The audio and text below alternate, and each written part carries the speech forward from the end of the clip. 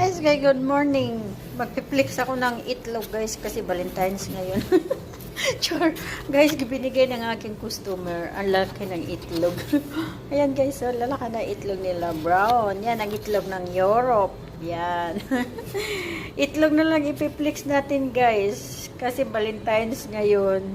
Walang hiya yung customer ko. Binigyan pa naman akong itlog na 2, 4, 6, 18. 10 piraso. 2, 4, 6, 18. Oh, ayan. Mag-iitlog pa. Kainin na lang niya ako ng itlog.